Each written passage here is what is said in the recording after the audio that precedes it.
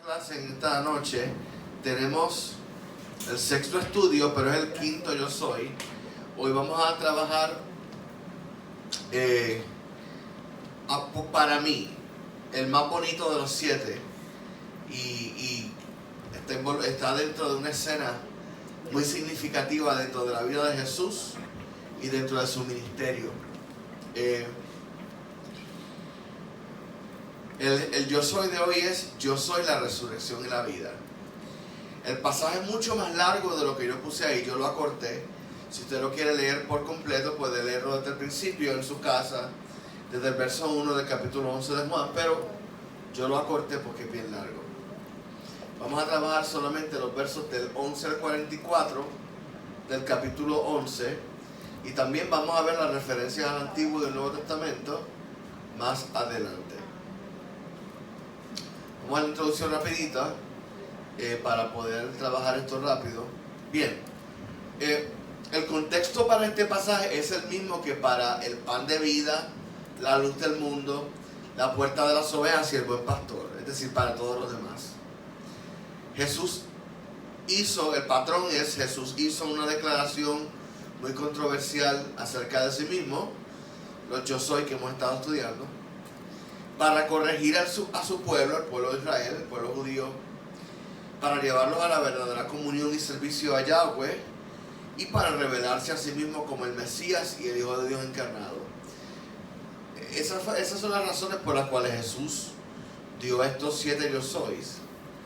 Quería corregir a Israel, quería enseñarles la verdad acerca de la palabra, quería revelarles una manera fresca, novedosa de servir a Dios, y quería revelarse a sí mismo como el Mesías y el Hijo de Dios.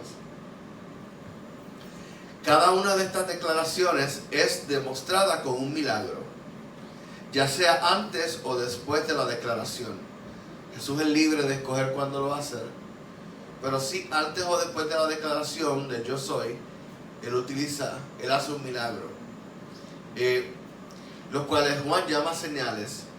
Es bien significativo este detalle, y honestamente no me había dado cuenta hasta ahora cuando estaba estudiando para esta lección, que Jesús acompañó cada uno de los yo soy con una señal, con un milagro. ¿Por qué Jesús lo hizo así? Bueno, Jesús lo hizo de esa manera porque Él quería demostrar a través de sus obras que lo que Él decía de sí mismo era la verdad. Es muy fácil decir lo que se quiera decir. Yo puedo decir que yo soy la reencarnación de un elefante, y usted puede decir: es verdad, Joel, al ver tu fisionomía nos damos cuenta que es cierto. No, pero yo puedo decir lo que yo quiera decir acerca de mí mismo. Yo puedo decir que yo soy la reencarnación de un dios romano, o que yo puedo ser la encarnación de un dios hindú, o que yo puedo decir que yo soy un extraterrestre y yo he vivido 400.000, 500 años. ¿Entiendes? Yo puedo decir cualquier cosa, pero ¿cómo yo lo puedo demostrar? Ese es el punto. Y el evangelio, el cristianismo, es el único sistema de fe que puede demostrar sus planteamientos con obras tangibles. Y Jesús estableció ese principio en su ministerio. Y muchas veces Él le decía a la gente que le preguntaba: ¿qué señal nos das para que creamos en ti? Él dice: bueno, si no me creen a mí, créanle a mis obras. Ustedes han visto lo que yo hago, créanme por lo que yo he hecho, lo que les he demostrado. Entonces, Juan nos muestra 7 señales en su libro. Curiosamente, además de que Juan las llama señales, no las llama milagros, Juan solamente presenta 7 milagros. A diferencia de los otros 3 evangelios que tienen infinidad de milagros, vemos a Jesús haciendo milagros a diestra y siniestra. En el libro de Juan hay 7 solamente. Pero Juan los selecciona con un cuidado especial para poder demostrarnos su objetivo al escribir el libro, que es demostrar que Jesús es el Hijo de Dios. Bien, no que los otros evangelios no quisieran hacer eso, pero el objetivo principal de Juan era ese: demostrarnos que Jesús es el Hijo de Dios encarnado. Y elige 7 milagros, los cuales llama señales. Las últimas 4 de estas señales están directamente relacionadas a los yo soy. Yo quiero que veamos un momentito la tablita que le incluí. Usted tiene las citas ahí, las puede ver en su casa luego. Hay 7 señales. La primera es en Juan 2, 1 al 11, convirtió el agua en vino, y ese es el principio de su ministerio. Él inició su ministerio haciendo ese milagro. Y demuestra el poder sobre la calidad. ¿La calidad de qué? La calidad de todo lo que él hace. Siempre lo hace mejor. Tiene poder sobre la calidad. Juan 4, 46 al 54 es la curación del hijo del oficial romano que va donde él. Entonces, ¿se acuerda que Jesús le dice, pues vamos allá a tu casa? Y él le dice, no, solo una palabra tuya es suficiente. Yo sé que tú tienes autoridad. Da la palabra. Y esto demuestra que Jesús tenía poder sobre la distancia. A la distancia puede hacer lo mismo como si estuviera aquí. Juan 5, 1 al 9, la curación del hombre paralítico. ¿Ok? Del hombre paralítico, pero acuérdense que este hombre llevaba 38 años de paralítico. Y él estaba esperando que el ángel supuestamente moviera las aguas, para que el primero que llegara a las aguas se sanara en el estanque de Siloé. Y Jesús demuestra el poder sobre el tiempo. No importa cuánto tiempo ha pasado, Él tiene autoridad sobre eso y Él puede hacer lo que Él quiera. Y puede sanarnos a pesar de todo el tiempo que haya pasado. Entonces, luego tenemos Juan 6, 1 al 14 y Juan 6, 16 al 24. Estos 2 milagros son el pie forzado para su primer yo soy. La alimentación de las 5,000 personas, lo vimos al principio de los estudios. Y Jesús camina sobre las aguas, demostrando que tiene poder sobre la cantidad. Habían allí un montón de personas, miles de personas, y le dio a comer a todos. Y tiene poder sobre las fuerzas de la naturaleza. Estos 2 milagros, la alimentación de los 5,000 y el caminar sobre el mar, son el pie forzado, como le dije, del primer yo soy. Yo soy el pan de vida. ¿Ok? Juan 9, 1 al 12, nosotros lo vimos ya hace un tiempo atrás. La curación del hombre ciego de nacimiento. Y este es el pie forzado para yo soy la luz del mundo. Él demostró que él tenía poder sobre la oscuridad. ¿Cómo? Abriéndole los ojos a un ciego. Y finalmente tenemos hoy el último de los 7 milagros que Juan llama señales y que produce, como le dije, en mi opinión, el más bello de los 7 yo soy. Yo soy la resurrección de la vida. Ahora, hay una cita en la parte de abajo de ese rectángulo, lo quiero leer. Dice, hubo ciertamente muchas otras señales que Jesús realizó en la presencia de sus discípulos, que no están registradas en este libro. Juan lo dice claramente, yo no registré todos los milagros que Jesús hizo.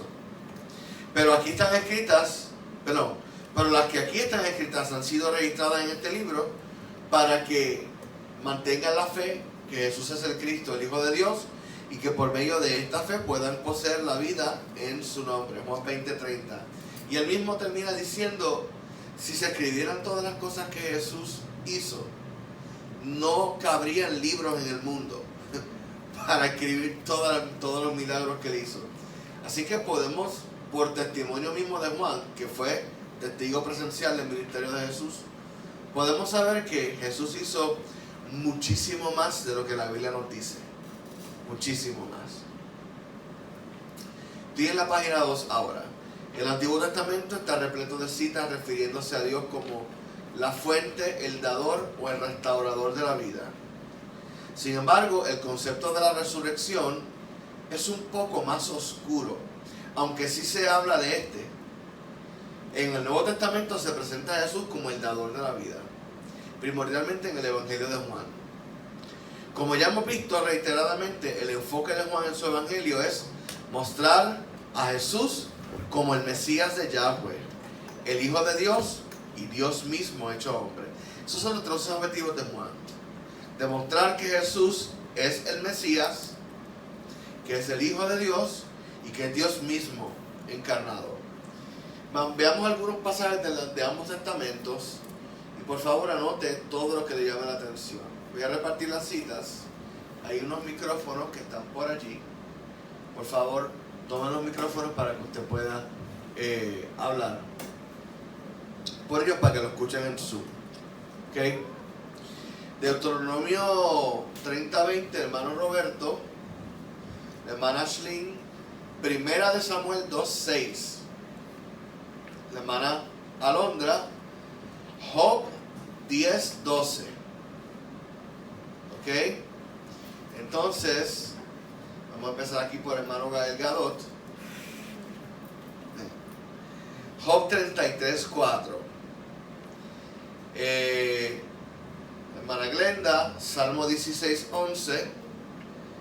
Hermana Emma, Salmo 33. Luego tenemos a la hermana Mirce con el Salmo 41:2. El hermano Jason con el Salmo 42:8. Hermana Janet, Salmo 49:15.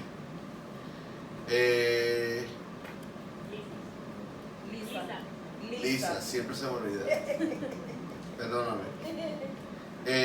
Yo te di cuál, Janet. 49. Me diste el Salmo 49. 15, ok. Hermana Lisa, Salmo 71:20. Carla. Hermana Carla. Yo soy la asistente. Sí, Salmos, perdóname. Isaías 53:10. Yo voy a leer Ezequiel 37, 1 al 14, porque es el verso más largo. Entonces, la hermana Brenda va a leerse toda esa retragila de versos de Juan. 6, 39 al 40, luego salta al 44, luego salta al 50, 51, luego salta al 54, luego salta al 57, 58. Y el hermano Andy, o no Andy, Juan 16, Juan 14, 6. Sí, porque él siempre Andy o no Andy, él siempre está ahí.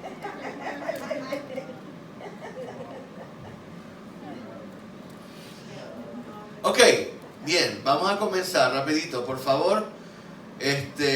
Fuego rápido, uno detrás del otro. Pam, pam, pam, pam, se pasan el micrófono, ok. Vamos, Deuteronomio 30:20. Amado, ¿Se fue el Zoom? Ok, sí. amando a Jehová tu Dios, atendiendo a su voz y siguiéndole a Él, porque Él es vida para ti y prolongación de tus días, a fin de que habites sobre la tierra que juró Jehová a tus padres. Muy bien, Él es vida y prolongación de tus días. 1 Samuel 2:6. El Señor da tanto la muerte como la vida. A unos baja a la tumba y a otros levanta. Muy bien. Job 10:12. Me diste vida, me favoreciste con tu amor, y tus cuidados me han infundido aliento. Excelente. Job 33:4. El Espíritu de Dios me ha creado. El soplo del Todopoderoso me dio vida. Excelente. Próximo. Salmo 16:11. Préndelo, por favor. Pero ¿y por qué no para? Eso de maldad. Sí, ¿verdad? Salmo 16:11. Me mostrarás el camino de la vida, me concederás la alegría de tu presencia y el placer de vivir contigo para siempre. Amén. Reina Valera 60 dice: en tu presencia hay plenitud de gozo y delicias a tu diestra para siempre. No lo cambié. Emma. La tenía NTV. Sí, sí, sí. Salmo 33. Me levantaste de la tumba, oh Señor. Me libraste de caer en la fosa de la muerte. Eso es bien interesante porque es el primero de los versos donde vemos que el escritor habla de que Dios le devuelve la vida. Está hablando de resurrección, ¿ok? Sigue por ahí, Mirce. Salmo 41:2. Jehová lo guardará y le dará vida. Será bienaventurado en la tierra y no lo entregarás a la voluntad de sus enemigos. Excelente. 42:8. Salmo 42:8. De día Yahweh enviará su misericordia, y de noche su cántico estará conmigo. Oración al Elohim de mi vida. Eso es, al Elohim de mi vida, el Dios de mi vida. 49:15. Pero Dios redimirá mi vida del poder del Seol, porque Él me tomará consigo. Otro verso que habla de la preservación o la restauración de la vida de la muerte. Manalisa, 71:20. Salmo 71:20. Tú que me has hecho ver muchas angustias y males, volverás a darme vida, y de nuevo me levantarás de los abismos de la tierra. Ese otro salmo que habla acerca de resurrección, y de nuevo me levantarás de los abismos de la tierra. Está hablando de la resurrección de entre los muertos. Sigue. Isaías 53:10. Con todo eso Jehová quiso quebrantarlo, sujetándole a padecimiento. Cuando haya puesto su vida en expiación por el pecado, verá linaje. Vivirá por largos días, y la voluntad de Jehová será en su mano prosperada. Poderoso. Ese está hablando de Jesús directamente. Ese es Isaías 53. Y está hablando de la resurrección del Señor después de su muerte. Después de que haya puesto su vida, verá linaje, y la voluntad de Jehová será en su mano prosperada. ¿Cómo va a ser eso? Si acaba de ser muerto, bueno, tiene que ser resucitado de entre los muertos. Dale, Brenda, por favor.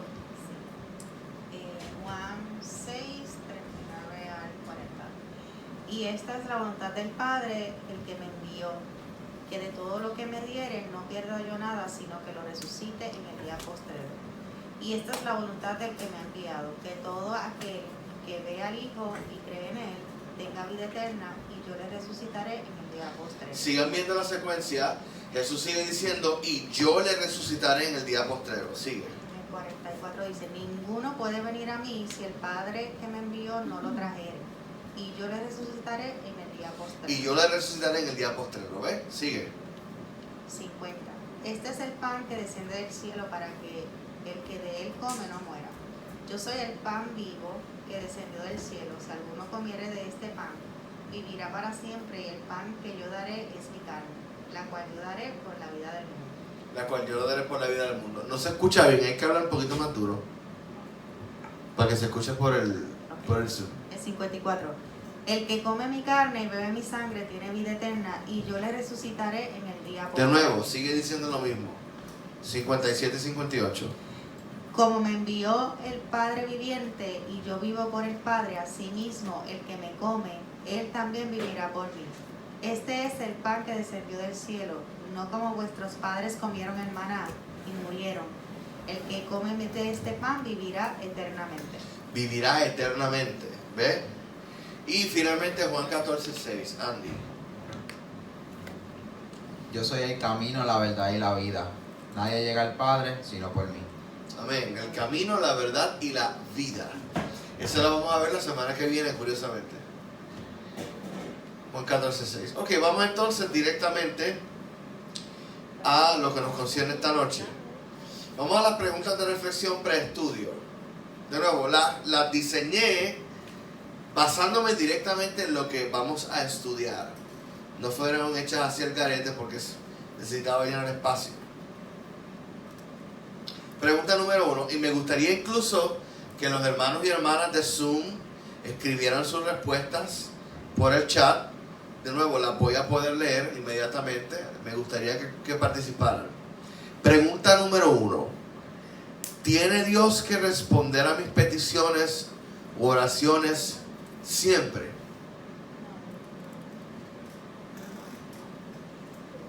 Mucha gente me está diciendo aquí que no. ¿Alguien más? ¿Algún hermano de Zoom? ¿Alguien que difiera? ¿Tiene Dios que responderme a mis peticiones o oraciones siempre? La realidad es que no. No siempre. ¿Y por qué? Bueno, primero que todo, eres soberano. Ajá. Muy bien, María Victoria dijo que sí. Eso es. ¿Por qué sí, hermana María Victoria? Porque Dios siempre nos tiene que responder siempre. Eso se puede interpretar de que sí siempre responde, pero no siempre responde de la manera que queremos. Correcto, quizás eso es lo que ella quiso decir. Wendy dice, no, pero lo hace porque nos ama. Excelente, excelente. Ok, estamos de acuerdo que Dios no tiene por obligación que respondernos, aunque si lo hace es porque nos ama, y si no lo hace, también porque nos ama. Número 2, nos vamos a meter un poquito más para adentro. Si Dios no responde a mi petición u oración, o no lo hace como yo quiero y cuando yo quiero, ¿cómo yo respondo?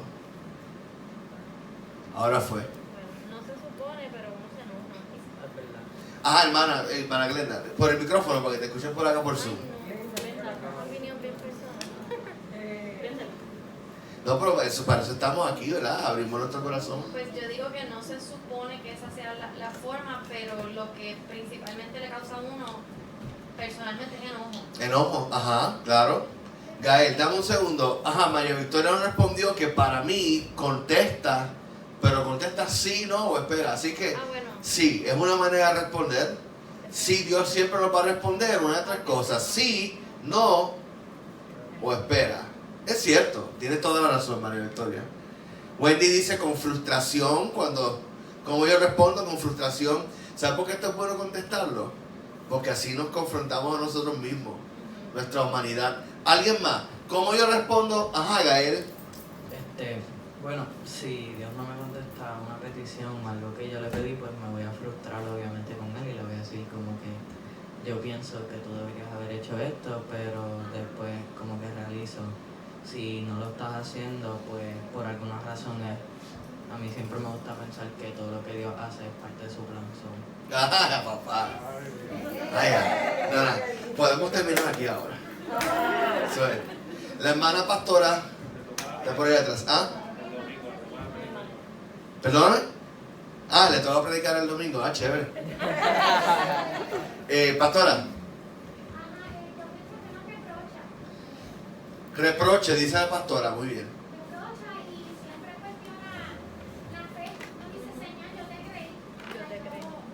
Excelente. Excelente. ¿Y sabe qué? Vamos a ver en la escritura que eso no está mal. A Dios no le ofende cuando hacemos eso. Préndelo, por favor. La cosa es que uno usualmente se va a molestar, pero también tiene que aprender a, a aprender de esa situación y tomarlo como una lección de paciencia, que es usualmente lo que yo hago. Muy bien. Y entonces, porque no es el tiempo que yo quiero cuando yo lo quiero, cuando Dios lo quiera. Eso es. Y vamos a ver que Dios siempre tiene propósitos muy específicos para hacernos esperar. Otra manera. Ajá, Brenda. Es como quedarse en silencio también. Quedarnos en silencio es una respuesta. Con Dios. Claro. Como que, no me contestaste, pero que me quede en silencio yo también. Exacto. Como un nene chiquito, enfunchado. No me hablas, yo no te hablo. Exacto, tú no me hablas, yo no te hablo. Un tantre, una pataleta, así.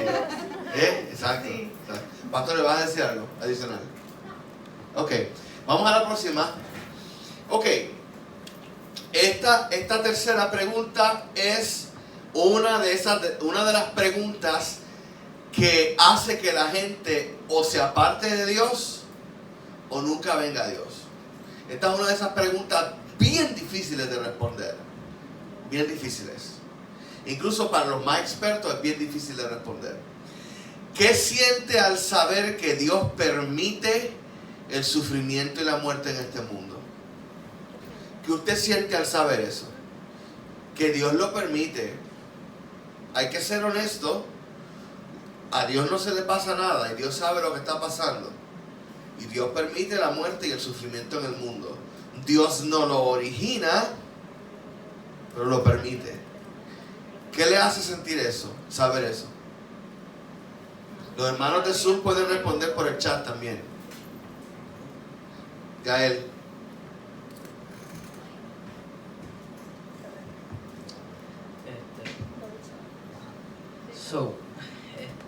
Cuando pues Dios permite esas cosas, pues yo me siento a pensar y me frustro y me molesto con Él, y es como que yo entiendo, pero no entiendo por qué hiciste esto, porque pudiendo haber hecho otra cosa, teniendo otra opción, o simplemente no hacer eso, como que me frustro, me pongo triste, la verdad, me siento como que... Excelente, gracias por tu honestidad, eso es maravilloso. ¿Y sabes qué? No eres el único ser humano, no eres el único cristiano, no eres el único creyente que lo siente así. Brenda. Bueno, antes, si yo también me molestaba o me sentía triste o frustrada, porque impotente es la palabra, o sea, porque, ¿pero por qué? O sea, y uno le cuestiona a Dios. Pero después, obviamente, uno va aprendiendo y uno va entendiendo que muchas cosas de las que pasan en el mundo tienen que ver también con el pecado de los hombres, ¿verdad? Con el pecado nuestro. Y que realmente donde Dios no es convocado, no es llamado, pues Él no está. O sea, Él está en todas partes, pero no se manifiesta en todas partes. Correcto. Y cuando, ¿verdad? La maldad se manifiesta cuando la gente toma la decisión de hacer daño, ¿verdad? Pues verdaderamente no es que Dios no esté, es que es la consecuencia del pecado de la humanidad. Sí, por eso es excelente. Por eso es que esta respuesta para Gael y para todos los hermanos, esta es posiblemente la respuesta más difícil de responder. De todas las preguntas que se hacen acerca de Dios y de su existencia, la pregunta acerca del dolor es la más difícil de responder. ¿Por qué? Porque nos toca emocionalmente. Podemos responderlo filosóficamente de esta manera. Yo sé que no satisface a nadie le satisface esta respuesta. Dios, como es soberano y ve todos los panoramas a la misma vez, Él conoce que hay ciertas cosas que ocurren que van a producir cosas mejores eventualmente luego. Y que dentro de su soberanía, viéndolo el todo, Él permite que ocurran ciertas cosas a ciertas personas como consecuencia de sus pecados, porque Él es justo y tiene que permitir que el que peque coseche las consecuencias. Pero no nos gusta esa respuesta, porque la realidad del caso es que Él sigue siendo dolor y sigue siendo sufrimiento. ¿Ve? De nuevo, a Dios no le ofende esa respuesta nuestra. ¿Por qué? La vamos a ver ya mismo, que dos de sus amigos más íntimos respondieron de esa misma forma ante Él. Lo vamos a ver en la Escritura. Así que si alguno de ustedes todavía está peleando con esa respuesta, no se ocupe. Hay muchos filósofos que a través de las edades han estado peleando con esa misma pregunta y todavía no tenemos la respuesta de por qué. La única respuesta que podemos dar a ciencia cierta es que como Dios le dio la autoridad al ser humano para administrar la tierra, y el ser humano cedió su autoridad al diablo, pues el diablo está haciendo de las suyas por culpa del ser humano, porque el ser humano es como, por ejemplo, tú tienes una casa que compraste, o no te compraste, o tienes una casa que te hicieron, te construyeron una casa maravillosa, la casa de tus sueños, y te pusieron las llaves en la mano, pero 3 días después tú le das las llaves a un pillo. ¿Ves? Si te hacen la casa canto, no es culpa del que te dio la casa, culpa tuya que le diste las llaves al pillo, ¿entiendes? Pero eso pasó en la creación. Dios le dio la creación perfecta a Adán y a Eva en las manos, sobre todo a Adán. ¿Y qué hizo Adán? Se la dio al diablo en las manos, la autoridad. Y el diablo ha hecho el escante que con nuestra complicidad ha hecho en el mundo. Pero admito, no es una respuesta que satisface a nadie. ¿Okay? Vamos a la número 4. Espérate, Glenda escribió: Él lo permite para que aprendamos la enseñanza en el proceso y se cumpla algún propósito. Amén. Ok, número 4. Si fuera usted quien estuviera en medio de una situación que implicara dolor o muerte, ¿cómo respondería? Porque es fácil verlo desde afuera, pero si fuera usted el que estuviera implicado en una situación que requiera pasar por dolor o incluso por pérdida de muerte, ¿cómo usted respondería? Yo puedo decir cómo yo respondería, cómo yo respondí.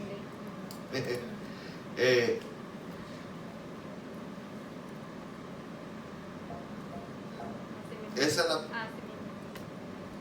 ¿Qué pasó aquí? ¿Por qué? ¿Cómo? ¿Ok? ¿Por qué ahora y no después? ¿O qué rayos pasó aquí? Ajá. En mi proceso yo me aferré más a Dios. Me hice muchas preguntas. Dice Wendy, gloria a Dios. Amén. Quiero decirte, hermana Wendy, que eres una de las pocas que hace eso. Aferrarse más a Dios. Lamentablemente mucha gente lo que hace es apartarse. Que dice, Dios, no estuviste conmigo ahora, pues no me importa. Como dice Brenda, que uno va a saberse, bueno, quiero saber de ti. Y lamentablemente mi proceso bien personal me hace cuestionarme en estos procesos así de dolor bien fuerte, ¿para qué orar si como quiera se va a hacer su voluntad? Y entonces ahí es como un ciclo, como que tengo fe, me agarro de Dios,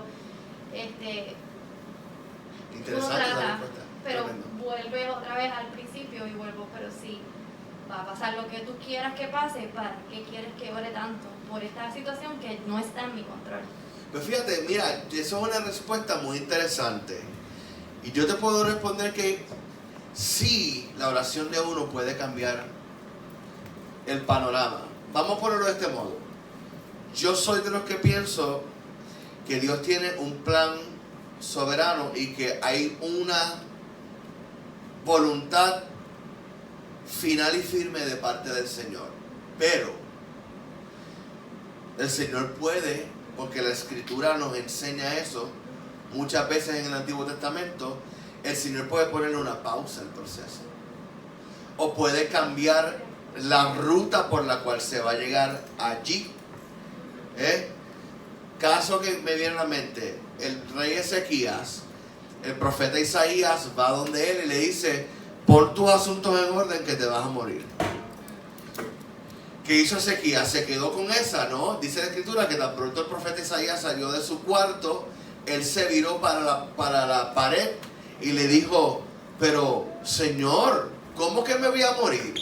Yo he sido tu siervo, yo te he sido fiel, he sido esto y aquello. Y entonces el Señor, ya Isaías iba de camino para su casa, le dice, regresa a casa del rey, vas a hacer una composta de pasas, le vas a poner en la llaga. Dice la Escritura que Dios sanó al rey y le dio 15 años más. Otro caso, Ezequiel, capítulo 9. Este capítulo es clásico. Si yo le dijera al pecador, de cierto morirás, y el pecador se arrepiente, yo retraeré el juicio y perdonaré su pecado y le daré vida. Léalo, Ezequiel capítulo 9. Pero si el justo peca, ninguna de sus justicias va a ser, no me había acordado de ninguna de sus justicias, y ciertamente él morirá por su pecado. Mira el contraste. Si el pecador se arrepiente, Dios detiene el juicio. Pero si el justo se aparta, Dios va a traer juicio sobre él. Aunque no tuviera por qué morir, el pecador morirá por su pecado. Así que sí, hermana Glenda, entiendo lo que dices, pero también sé por la Escritura que Dios puede cambiar el panorama inmediato. Puede hacerlo. Vamos a decir que fulano al fin y al cabo se va a morir, pero no se tiene que morir ahora. Puede morirse de aquí a varios años. O, por ejemplo, uno ha perdido la esperanza de que fulana vengan al Señor y uno dice, ¿para qué sigo orando así? Pero voy a seguir orando para ver si Dios lo trae. Y Dios lo trae, hermano. En el último segundo Dios lo trae. ¿Por qué pasó eso? Bueno, por la oración. Porque dice Santiago, la oración del justo obrando eficazmente puede mucho. Así que qué bueno que dice eso, hermana Glenda, porque yo sé que orar trae resultado. Pero también oramos, y cuando oramos decimos según tu voluntad. Según tu voluntad. Y si tu voluntad no es lo que yo pedí, ayúdame, dame la mano, que todo lo que viene es duro. Ajá. Y lo voy a pasar de tu mano, porque eso no lo hemos pasado todos aquí. Que hemos orado por algo que no se nos dio y que oramos, Señor, ayúdame, porque lo que viene por encima es duro. Pero como Eso está es. conmigo, lo puedo pasar. Pero uno no, ok, yo entiendo, pero uno no ora con ese pensamiento. Uno ora pensando de que, Señor, aunque sea en el último microsegundo, tú puedes cambiar esto. Esa es mi esperanza. Así fue que oramos para cuando murió la mamá de la pastora. Hasta el último momento estuvimos orando vida, salud. Dios se la quiso llevar. Bueno, eso no significa que Dios no la sanó, ni tampoco significa que Dios no contestó nuestra oración. Es que soberanamente se la llevó. ¿Entiendes? Pero la oración siempre trae gloria a Dios, porque el cuerpo de Cristo se unió en fe. El caso de mi papá, por ejemplo, nosotros estuvimos creyendo hasta el último momento de que Dios iba a hacer un milagro. Dios no lo hizo. Bueno, pues, mi papá está mejor ahora. Está mucho mejor que si se hubiera quedado aquí. Pero que la unión que trajo a la familia, la convicción de fe que nos trajo a nuestro espíritu de que el Señor se lo había llevado. ¿Entiendes? Eso no es en vano. Es como el testimonio de Mayra, cuando perdió su hija, Ajá. ella oró siempre para que sanara, pero cuando murió dijo, es tu voluntad, tú nos diste. Eso es. Estamos hablando, hermana Mayra, el testimonio de cuando tu hija murió, que oramos para que el Señor la sanara, pero el Señor se la llevó finalmente. Pero aún así Dios hizo su voluntad. Pregunta número 5. ¿Qué preferís? Ajá, hermana Brenda. Perdón. No te vi, perdóname. Ya, ponte el micrófono, no te oigo. ¿Cómo respondería en una situación de dolor? ¿Verdad? Porque me ha pasado. Tal vez no de muerte, pero sí he tenido dolores en mi vida. Le pregunto, Señor, ¿qué tú quieres que yo aprenda de esto? O sea, ¿cómo, qué tú me quieres mostrar? O sea, ¿cómo que tú me quieres transformar? ¿Qué tú quieres de mí? Eso como que una de las cosas que, como yo respondo. Amén, amén. Pregunta 5. Rapidito, 1 o 2 personas. Esta me costó trabajo escribirla. ¿Qué preferiría? ¿Una solución milagrosa inmediata a sus sufrimientos o enfermedades? ¿O pasar por dolor o angustia o sufrimiento para ver una mayor manifestación del poder de Dios? No la conteste rápido. Piénsela. ¿Qué preferiría? ¿Una solución milagrosa inmediata a sus sufrimientos o enfermedades? ¿O pasar por dolor, angustia o sufrimiento para ver una mayor manifestación del poder de Dios? Mientras la piensa, voy a leer lo que Wendy escribió aquí. ¿Queremos la solución inmediata? Claro, pero si no hay dolor o sufrimiento, realmente no lo valoraríamos ni aprenderíamos igual. ¿Es cierto?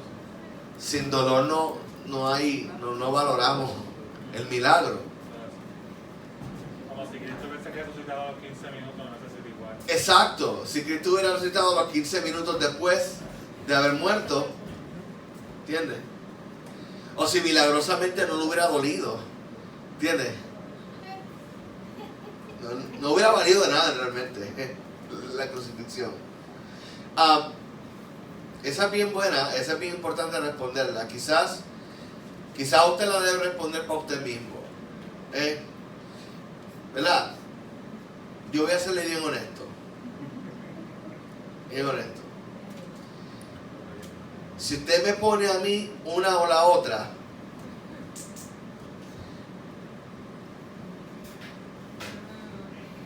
no sé ni qué escoger. ¿Sabe por qué? Porque, ok, si yo digo, no, Señor, déjame aprender lo que quieres aprender. Usted va a decir, sí, Pepe, ajá. Claro. Cuando te pique chévere, entonces me vas a Cuando gritar, te duela, me avisa. vas a gritar, Señor, ayúdame. ¿Y por qué?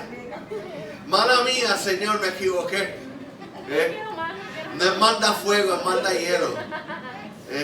Como el chiste ese, que cantaron manda fuego, Señor, hasta que se empezó a quemar el techo y dijeron, manda de nosotros, Señor, era manda hielo, Señor, no manda fuego.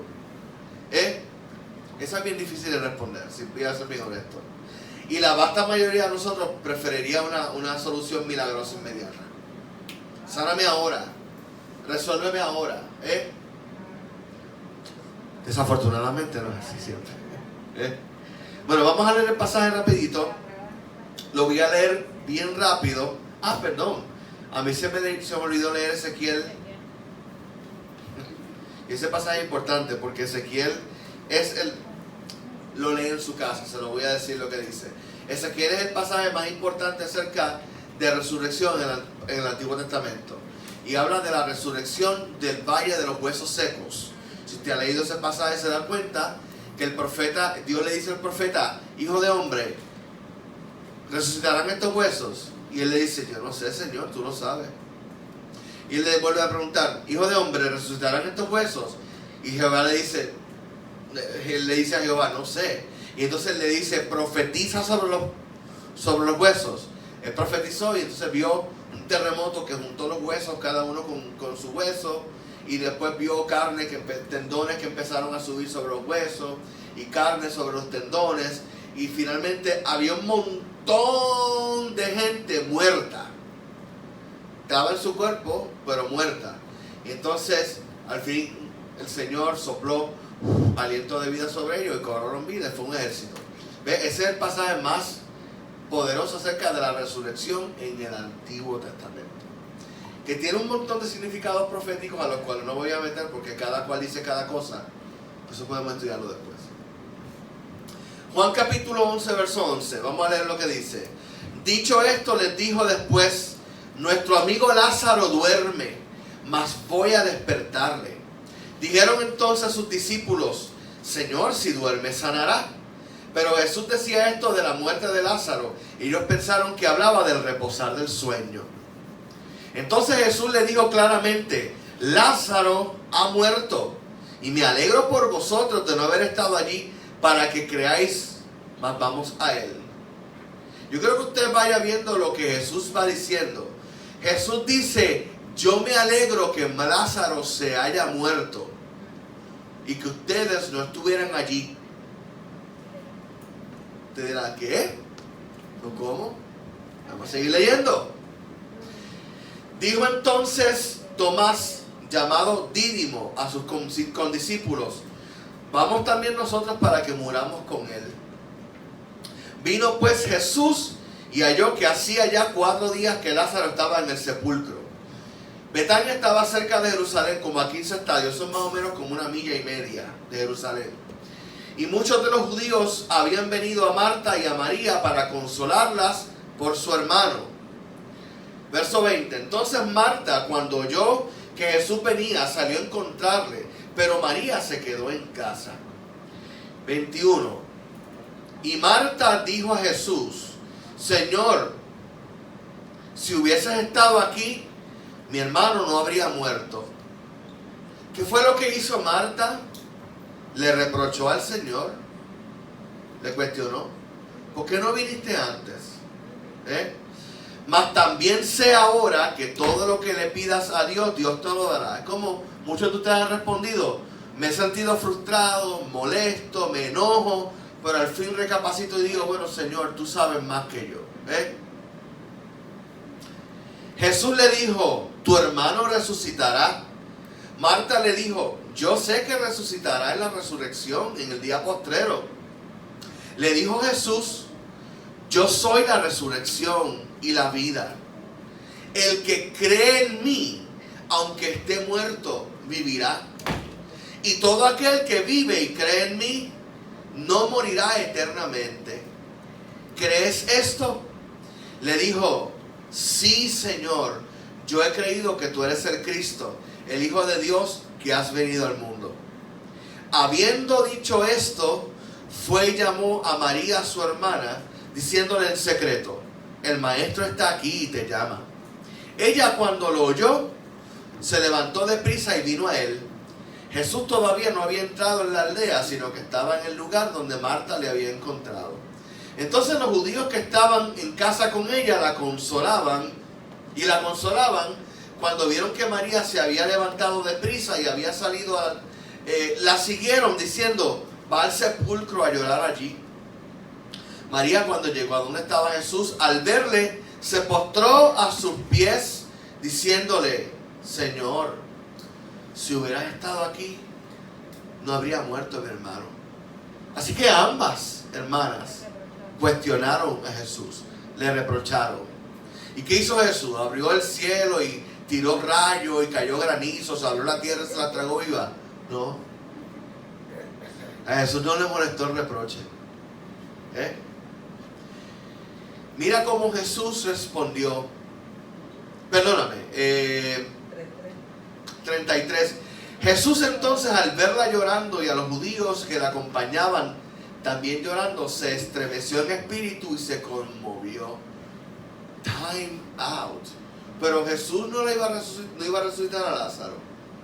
Él sabía lo que le iba a hacer. ¿Por qué él lloró con ellos? Porque Jesús también llora con nosotros cuando lloramos. Él se compadece de nosotros.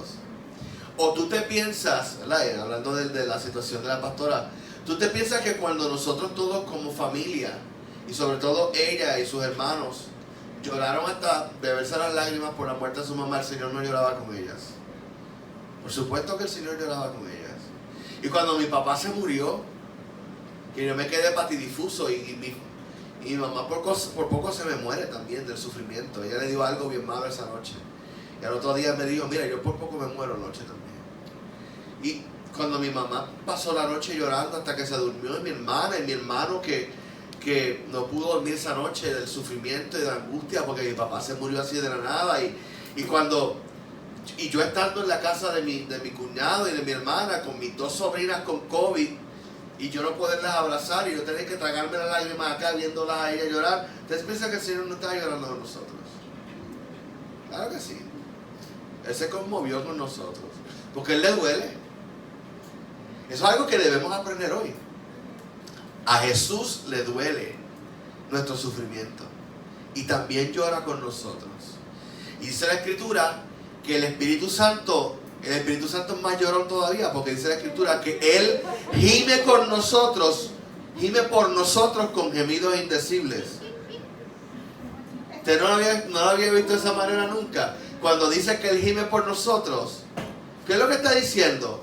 El Espíritu Santo se pasa llorando a nuestro favor. Si aprendió algo hoy, amén.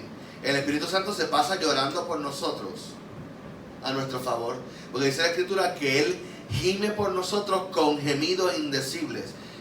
Dicho de otra manera, el Espíritu Santo llora por nosotros de una manera tan intensa que ni lo podemos comprender, como Él llora por nosotros. Entonces seguimos. Y el verso 34, y dijo: ¿dónde le pusisteis? Le dijeron: Señor, ven y ve. 35, Jesús lloró. El verso más corto de toda la Escritura. Jesús lloró. 36, dijeron entonces los judíos: mirad cómo le amaba. Y algunos de ellos dijeron: ¿no podía que abrió los ojos al ciego, haber hecho también que Lázaro no muriera? Digo, la pregunta es válida. Usted me perdona. La pregunta es válida. Dijo, perdóname, 38. Jesús, profundamente conmovido otra vez, vino al sepulcro. Mucha gente quiere espiritualizar lo que él lloraba por la incredulidad de ellos. No, hombre, no. Jesús estaba llorando porque se le murió su amigo. ¿Entiendes? Y porque sus amigas, Marta y María, estaban tragándose las lágrimas del dolor. Por eso es que Jesús estaba llorando. Era una cueva y tenía una piedra puesta encima. Dijo Jesús: quitad la piedra. Marta, la hermana del que había muerto, le dijo: Señor, hiede ya, porque es de 4 días. Jesús le dijo: ¿no te he dicho que si creyeres verás la gloria de Dios? Poderoso. Entonces quitaron la piedra de donde había sido puesto el muerto. Respire profundamente. Huela el aroma de muerto de Lázaro. Huela el tufo. Entonces quitaron la piedra de donde había sido puesto el muerto. Y Jesús, alzando los ojos a lo alto, dijo: Padre, gracias te doy por haberme oído. Yo sabía que siempre me oyes, pero lo dije por causa de la multitud que está alrededor, para que crean que tú me has enviado. Y ahora es que... Y habiendo dicho esto, clamó a gran voz. Cuando dice clamó a gran voz, lo que significa es que pegó un grito: Lázaro, ven fuera. Y el que había muerto salió, atadas las manos y los pies con vendas y el rostro envuelto en un sudario. Jesús les dijo: desatadle y dejadle ir. ¡Qué poderoso! Voy a leer esto aquí rapidito porque hay unas preguntas más abajo que quiero que contestemos. Este pasaje es extraordinario en muchos sentidos. Primero que todo, vemos el corazón amoroso del Señor de una manera que no lo habíamos visto antes. Él tenía un amor especial a esta familia de Betania y consideraba su hogar un puerto seguro a donde podía llegar y simplemente descansar. Esto nos abre una ventana a algo muy importante. Jesús tenía amigos, algunos de ellos cercanos. Incluso entre ellos había gente de la plena confianza del Señor, a los cuales Él les podía confiar cosas íntimas, como Pedro, Jacobo y Juan. Al parecer, Marta, María y Lázaro también eran amigos íntimos de Jesús. Aquí hay una lección grande. Si Jesús necesitara una casa donde posar y relajarse, ¿sería tu casa un buen lugar para eso? ¿Ah? ¿Se sentiría Jesús en la confianza de llegar a tu casa a cualquier hora, abrir la nevera y servirse, sentarse a tu lado en el sofá, trepar los pies y charlar contigo? ¿Se sentiría Jesús en esa confianza contigo? ¿Te puede Jesús confiar sus secretos? Es bien importante que nos lo contestemos. Jesús los amaba a todos, pero solo era amigo de unos pocos e íntimo de aún menos. Como dice Marco Brunet, Dios no tiene favoritos, tiene íntimos. Esto lo confirma la Biblia en el Salmo 25:14, donde dice: la comunión íntima de Jehová es con los que le temen. A ellos harás conocer su pacto. También dice en el Salmo 51:6, pasa la página: he aquí tú amas la verdad en lo íntimo y en lo secreto me has hecho comprender sabiduría. Además de lo anterior, este pasaje es importantísimo porque nos muestra cómo Dios trabaja con el área más sensible de nuestro corazón. Nuestro proceso de dolor y duelo ante la enfermedad o pérdida de un ser amado. Este pasaje es espectacular para ver cómo Dios trabaja con esa área de nuestro corazón. Vamos a ver algunos principios. Número 1. Dios nos ama. ¿Te me escucho bien? Dios nos ama. Siempre está consciente y pendiente de nuestro dolor y necesidad. Como cuando llegó a donde Marta y María y lloró con ellas. Él está consciente y Él está presente. Número 2, ante la enfermedad, Dios siempre va a responder. Pero no será siempre como queramos ni cuando queramos. ¿Cómo respondió cuando supo que su íntimo amigo Lázaro estaba enfermo? ¿Por qué? Ahí dejo unas líneas para que usted escriba. ¿Cómo Jesús respondió? Él hizo 2 cosas. Los hermanos que están en Zoom pueden responder por el chat también. ¿Cómo respondió Jesús cuando supo que su íntimo amigo Lázaro estaba enfermo? ¿Y por qué? Pastora. Yo veo ahí que él oró, porque cuando antes de resucitar lo dijo, podemos inferir que Jesús oró desde que se enteró, podemos decir, porque antes de resucitarlo, él hizo esa oración y dijo: Padre, yo te doy gracias porque tú siempre me oyes. Exacto. ¿Verdad? Que podemos Inferir que Jesús ya había orado. Jesús ya había estado en comunión con, ¿verdad? con su Padre, y que había hecho la voluntad de su Padre. Claro. Porque hay otro pasaje bíblico que dice que Jesús hace lo que el Padre, lo que veía al Padre Lo que veía hacer. el Padre hacer. Así que si él no le permitió ir cuando él recibió la noticia, era porque había obedecido las instrucciones que su Padre le había dado. Así Amén. que oró. Poderoso. Podemos inferir que oró. Oró. Y fíjense esto bien interesante. Yo creo que usted entienda esto. El Padre, el Hijo y el Espíritu Santo son tres personas diferentes. Y como tres personas diferentes, los tres tienen voluntad propia.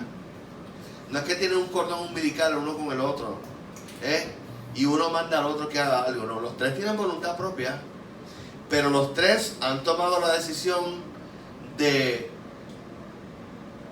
ser uno en voluntad. Y que lo que vaya a hacer uno, los otros dos están completamente de acuerdo con lo que van a hacer. Por eso es que se dice que son uno en voluntad, uno en sustancia, uno en propósito. Pero, ¿por qué digo esto? Jesús en su voluntad propia pudo haber dicho: pues déjame salir volando, voy a sanar a Lázaro. Pero muy probablemente cuando oró el Padre le dijo: estate quieto, espera, vamos a esperar. Y le mostró lo que él iba a hacer. Excelente, pastora. ¿Qué más dice ahí? Dice algo muy interesante. Dice que cuando escuchó que Lázaro había muerto, estaba enfermo, dijo, ¿qué dijo? Esta enfermedad no va a ser para muerte. Time out. ¿Se murió o no se murió Lázaro? Se murió. Entonces, ¿qué quiso decir el Señor? Esta enfermedad no va a ser para muerte. ¿Qué significa? ¿Que la muerte física no iba a ocurrir? ¿O que el resultado ulterior no iba a ser muerte? Iba a ser vida. Yo creo que es lo segundo. Él dijo, esta enfermedad no va a ser para muerte, sino para la gloria de Dios. Pero sí fue para muerte. Él no se estaba refutando a sí mismo. Él lo que estaba era mostrando que el propósito final de Dios, el que no podía haber más nadie sino su Padre y él, era que ambos sabían que al fin y al cabo no iba a ser para muerte, porque Lázaro iba a volver a la vida. Pero entonces aquí tenemos que entender esto. Isaías dice claramente: tus pensamientos no son mis pensamientos. Perdón, al revés. Mis pensamientos no son tus pensamientos, y mis caminos no son tus caminos, porque tan alto como está el cielo sobre la tierra, así están mis pensamientos sobre los tuyos. Jesús mismo dijo, esta enfermedad no iba a ser para muerte, pero Lázaro se murió. Pero al fin y al cabo no lo fue, no fue para muerte. No resultó en la muerte al fin y al cabo, pero hubo muerte en el proceso. ¿Quién entiende esas cosas de Dios? Así que no ganamos nada peleando con el Señor, porque Él está viendo el panorama completo del asunto. Otra cosa que hizo también fue, se quedó 2 días más. Quedó 2 días más. Por mis cálculos, de donde Jesús estaba a Betania era más o menos un día y medio. O sea que muy probablemente Lázaro se murió esa misma tarde o esa misma noche que le dieron la noticia a Jesús. Jesús se quedó 2 días, posiblemente se murió ese mismo día, Lázaro. Y se quedó 2 días más, lo enterraron ese mismo día, y cuando Jesús fue, habían pasado más o menos los 1 día y medio, 2 días de camino, eran 4 días de muerto ya. Posiblemente Lázaro se había muerto en esos momentos, justo después o un poquito después de que Jesús estuviera saliendo para allá. Así que los por qué. ¿Por qué Jesús respondió así? Bueno, porque Jesús sabía lo que iba a hacer al fin y al cabo. Él tenía un panorama mucho más amplio de la circunstancia. Y a eso vamos en el número 3. Dios siempre conoce el panorama completo. Y por esa razón siempre va a darle prioridad al cumplimiento de su perfecta voluntad. Oye, aunque ello signifique poner en pausa el suplir nuestra necesidad inmediata. Déjame decir esto de nuevo. Él siempre va a poner primero su perfecta voluntad. Aunque eso signifique poner en pausa, solucionarnos el problema que tenemos al momento. Él siempre va a hacer eso. Siempre va a hacer eso. ¿Por qué? De nuevo, porque Él tiene el panorama completo. En otras palabras, Él puede decidir esperar 2 días para que Lázaro se muera en vez de venir inmediatamente a sanarlo. Él puede decidir eso. Y en muchas ocasiones lo hemos visto, lo hemos sufrido. Esto puede provocarnos más dolor innecesariamente, como se lo provocó a Marta y María. Porque si usted se pone a pensarlo desde el punto de vista de Marta y María, ellos pudieran haber pensado, pero ¿por qué me provocaste tanto dolor innecesariamente, Señor? Si tú sabías que iba a pasar, ¿por qué no me lo mandaste a decir, tu hermano va a morir, pero yo voy a resucitarlo? Y me hubieras evitado este dolor. En ocasiones Dios permite que pasemos por dolores que si vemos atrás podemos decir en nuestra mente humana, eso fue innecesario. Como dice Gael, eso fue innecesario. ¿Por qué permitiste que fuera así? Esa es una gran pregunta que Dios puede o no respondernos. Pero Dios tenía razones más grandes. Él quería resucitar a Lázaro. ¿Cómo te hace sentir el saber que Dios puede permitir, eso lo habíamos visto más arriba, que pases por dolores, angustias y sufrimientos para el cumplimiento de su perfecta voluntad en tu vida y en los de las que te rodean? ¿Es Dios justo cuando hace eso? ¿Cómo te hace sentir saber que en momentos Dios va a permitir que tú pases por dolor? Y lo va a hacer con toda la intención. Te va a permitir pasar por dolor porque Él sabe que el producto de ese dolor al otro lado va a haber un cumplimiento de su voluntad mucho más perfecto. El ejemplo de cuando llevas al niño al hospital a tus hijos. Ajá. Tienes que cuidarlo, le tienes que hacer cosas que le duelen. Excelente. Tiene miedo y tú sabes, tú puedes aguantar ese proceso porque sabes que lo van a sanar, porque sabes que hay un beneficio.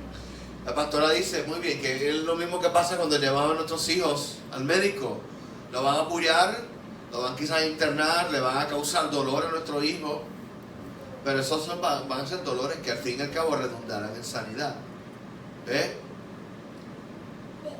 ¿Va a decir algo, Gris?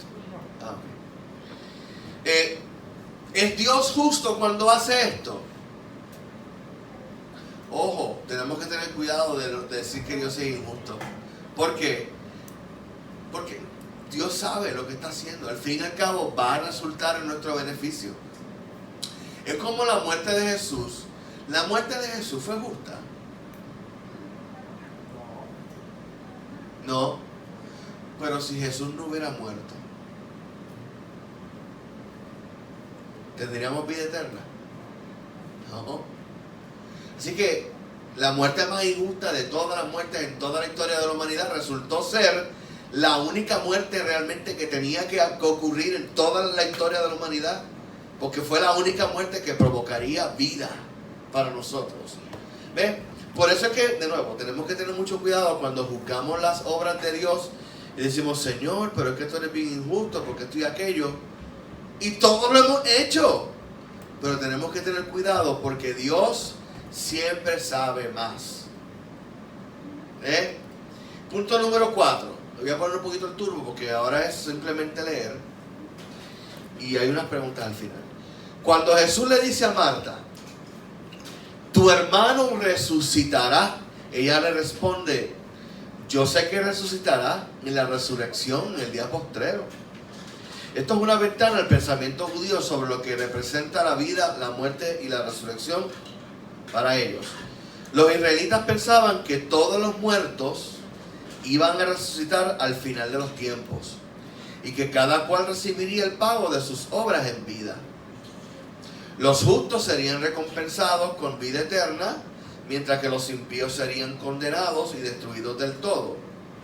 Jesús no refuta esta perspectiva, más bien la confirma en Mateo 16:27, Mateo 19:28 al 30, Mateo 25, 31, 33 y 46. Le hablo en su casa.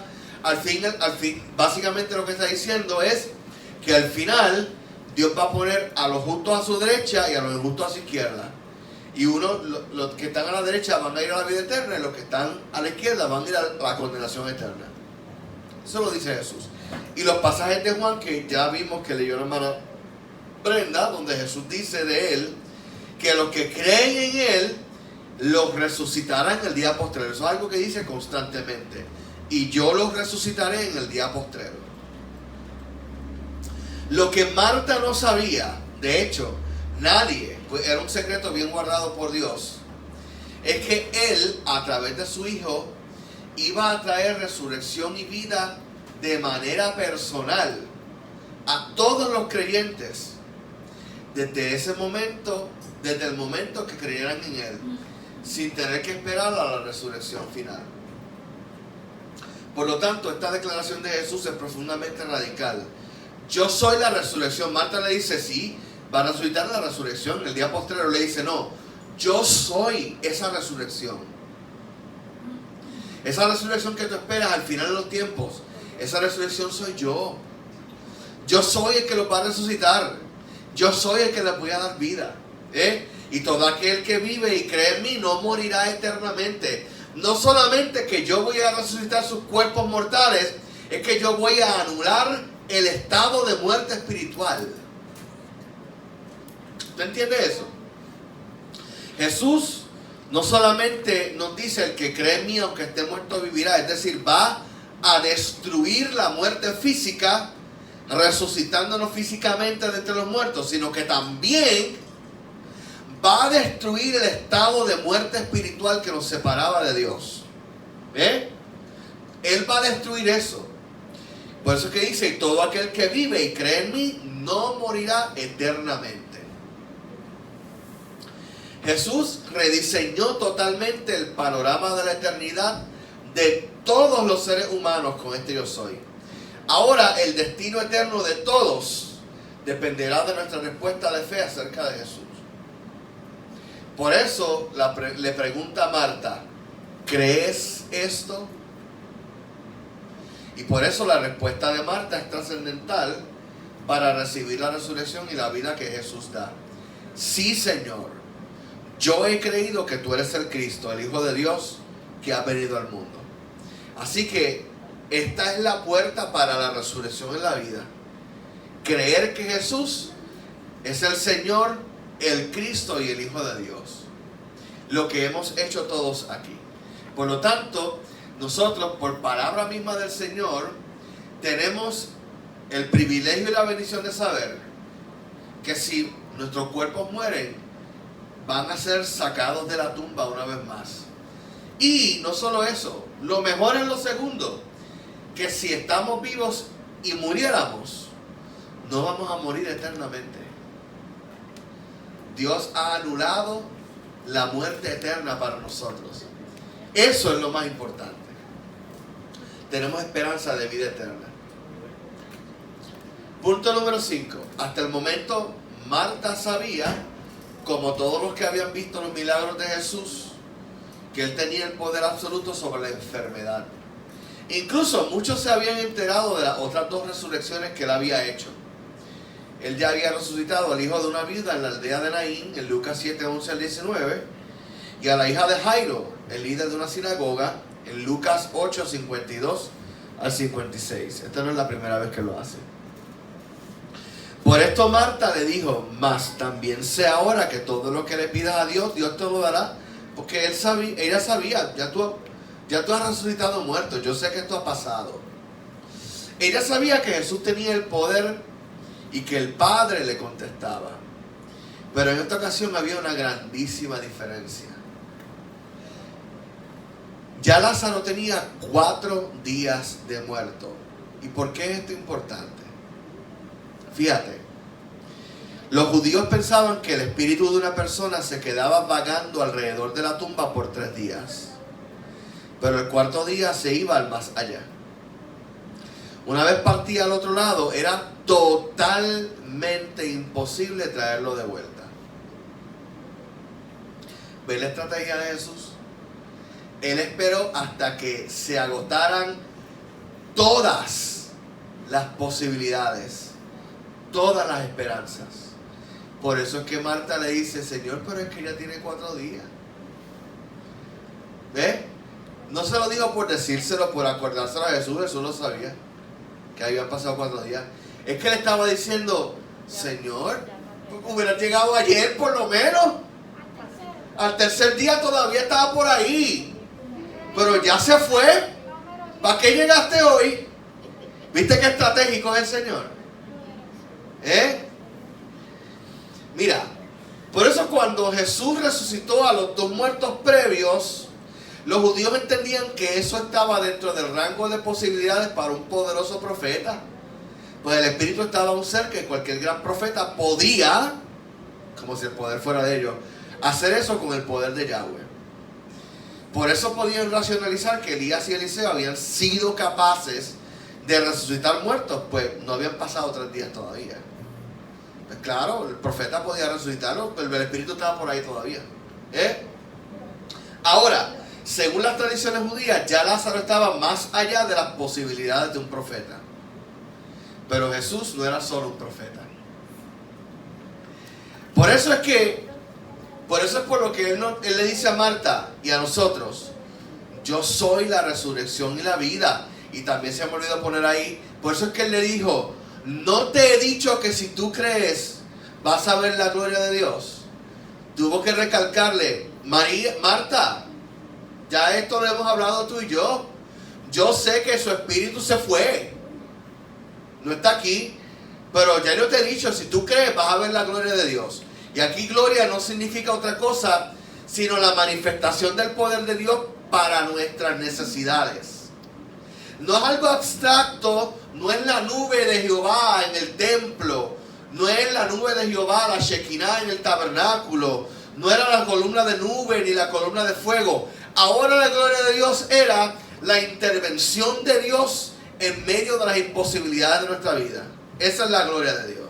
Y él le dijo, no te he dicho que si tú crees vas a ver cómo Dios se mete en las imposibilidades de tu vida. No está hablando de algo abstracto ni teológico, está hablando de una realidad palpable. Tu hermano está muerto y yo lo sé, pero la gloria de Dios se va a manifestar.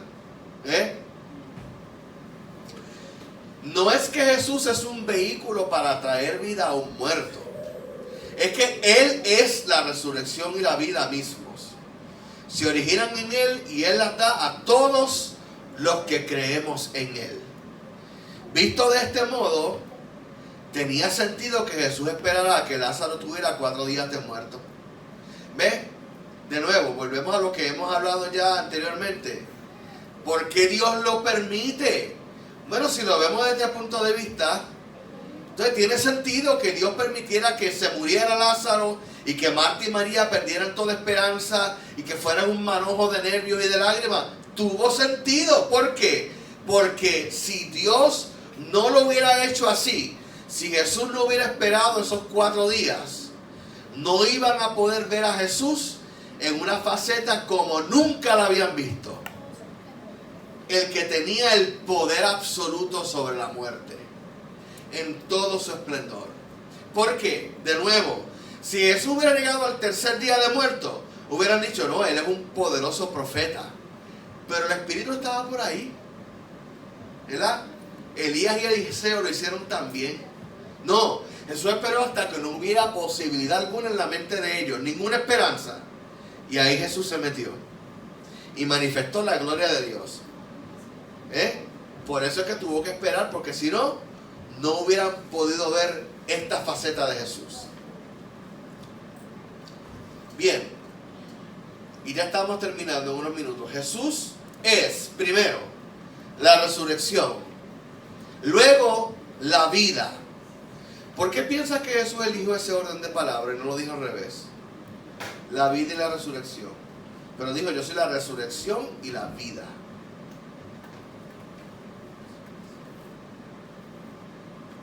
¿Por qué? Porque el primero se tenían que encargar de la muerte física. Nadie puede volver a vivir si no se muere. Parece un duh, pero piénselo.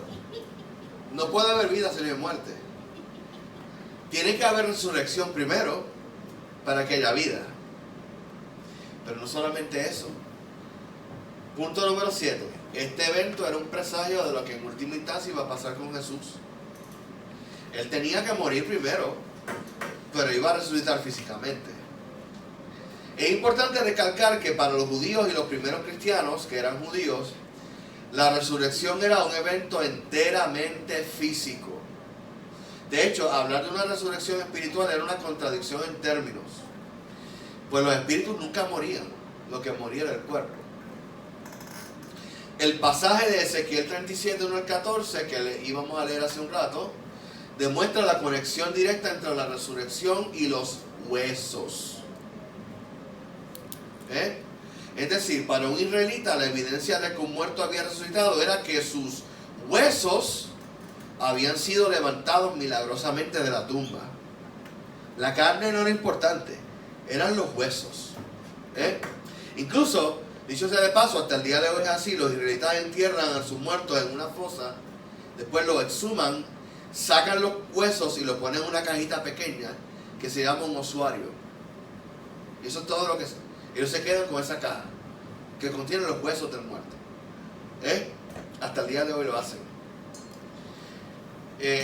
Nosotros hacemos algo similar, nos quedamos con las cenizas, ¿verdad? Pero ellos se quedan con los huesos. Por eso Jesús necesitaba que se abriera la tumba para que todos olieran la putrefacción. Jesús lo hizo a propósito. Jesús pudo haber llamado a Lázaro antes de abrir la tumba. ¿Pero por qué le abrió primero?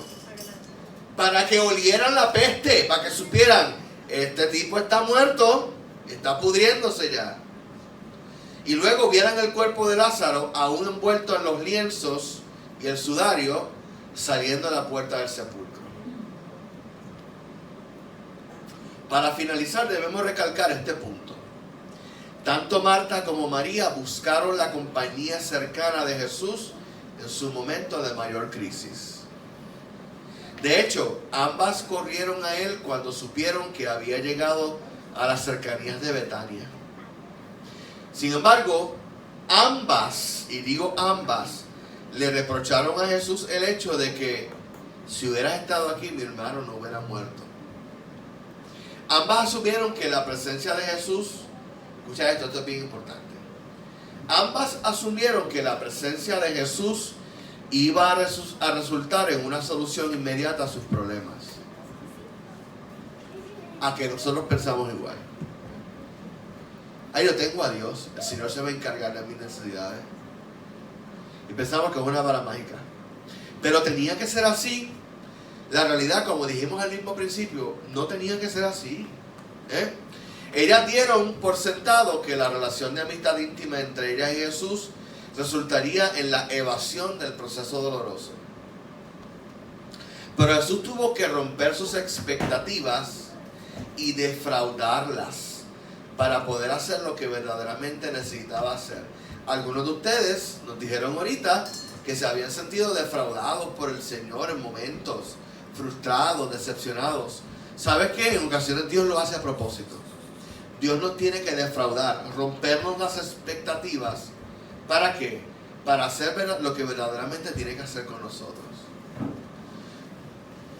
El tener una relación de intimidad con Dios no garantiza que los problemas desaparecerán.